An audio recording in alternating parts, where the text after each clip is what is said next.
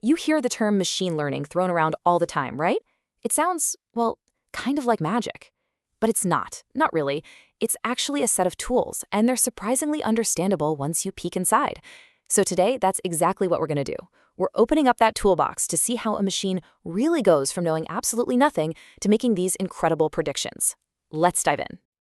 So that brings us to the big question, the one we're all here for. How does a machine actually learn? I mean, what's really going on under the hood when we say it's learning? Well, I promise you, it's not some secret magical process. We're about to pull back the curtain and show you the simple, almost elegant idea that makes it all work. Okay, first things first. Let's get one thing straight. Machine learning isn't this one single monolithic thing. The best way to think about it is like a giant, diverse toolbox. It's packed with all these different algorithms, and each one is a unique tool. Just like a carpenter wouldn't use a hammer to saw a board, a data scientist has to know which tool to grab for the specific job they're trying to do. And that toolbox, it's basically split into two big compartments. On one side, you have what's called supervised learning. Think of this like studying for a test when you've got the answer key right in front of you. The algorithm gets the questions and the right answers to learn from. Then, on the other side, you've got unsupervised learning. This is more like being given a giant, messy pile of Lego bricks and just being told, go find some interesting patterns in here. No answer key, just data. All right, so we've got our toolbox. Now, to really get a handle on all these different tools, it's kind of helpful to think of them as having, well, personalities. Yeah, personality traits. By looking at a few of their key behaviors, we can tell them apart and understand how they're going to tackle a problem. So let's start with let's call it their work ethic. First up, you've got your eager learners. These are the super diligent students, the ones who study everything right away. They take all the training data you give them and build a complete model up front. Then you have the lazy learners. And yeah, they're exactly what they sound like, total procrastinators. They just take the data, store it away, and do absolutely nothing until the very last second when you ask for a prediction. Then they scramble to figure it all out. The classic textbook example of a lazy learner, that's an algorithm called k-nearest neighbors. It literally just sits on the data until it's test time. Pretty much every other common algorithm you've heard of, think linear regression, those big neural networks, they're all eager learners. They do all the heavy lifting right at the start. Okay, next personality trait. How do they actually think about the data? Well, you've got generative models. Think of these like an artist. They're not just looking at the picture. They're trying to understand the soul of it, the underlying process that created it. They get so good, they can actually generate brand new, original examples that look just like the real thing. On the flip side, you have discriminative models. These guys are more like a judge. They couldn't care less about how the data was made. Their only job is to look at two groups and draw a line, a boundary that separates them. That's it. Now, when you're dealing with supervised learning, you'll find that most of the algorithms out there are discriminative. They're just focused on that classification task. The big exception, the standout generative model in this space, is one called naive Bayes. And the reason it's generative is that it works by figuring out the deep-down probabilities of the data, which lets it generate a prediction from scratch. All right, last personality trait on our list is all about adaptability. First, we have parametric models. Imagine a machine that has a fixed number of knobs and dials, let's say 5 dials. You can turn those dials, but you can never add a sixth one. That's a parametric model. No matter how much data you throw at it, the number of its parameters, its dials, is fixed. But then you have non-parametric models. These are way more flexible. The number of parameters they use can actually grow and change as you feed them more and more data. So to make that real, something like linear regression is parametric. It's always just a set of weights and a bias. That's it, a fixed number. But then look at a support vector machine, an SVM. That's non-parametric. Why? Because the number of key data points it uses, what are called its support vectors, can actually go up as your data set gets bigger. The model itself gets more complex to handle more data. Okay, so we've sorted our algorithms into these high-level personality types. That's great, but to really get what learning is, we need to stop talking in abstracts and get our hands dirty with a real example. So we're going to pop the hood on one of the most fundamental algorithms there is, simple linear regression. And trust me, if you can understand this one, you've got the key to understanding almost everything else in machine learning. So what's the goal of simple linear regression? Honestly, the name says it all. It is beautifully simple. You give it some data that has one input and one output. That's it.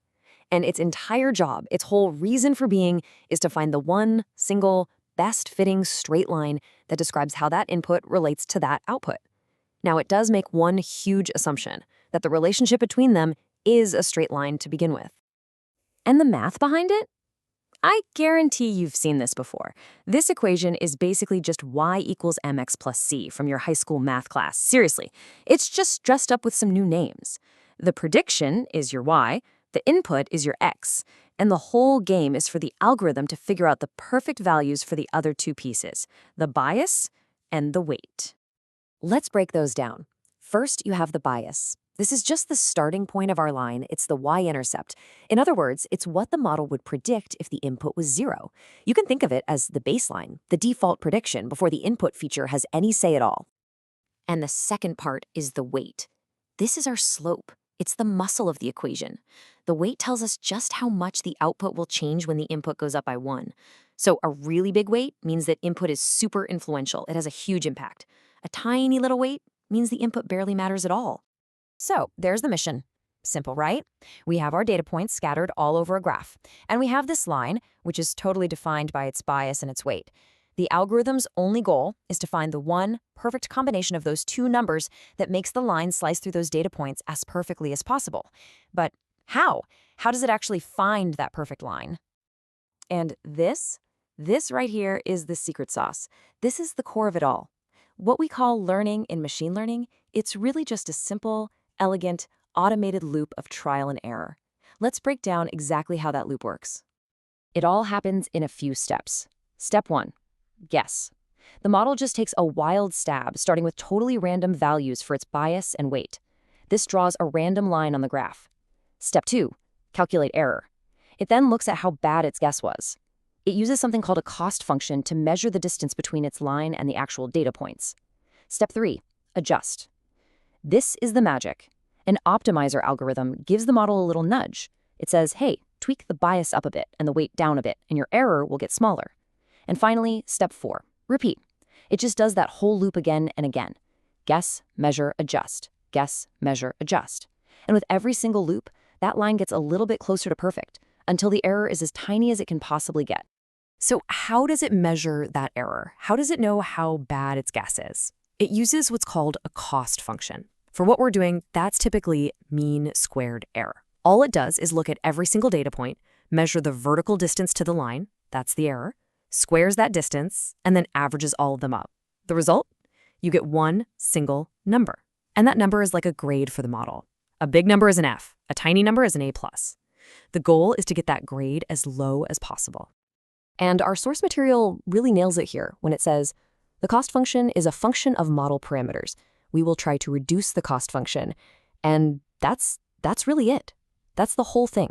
The entire so-called learning process is just an automated hunt for the values of the bias and weight that make that one single cost number as small as it can possibly be.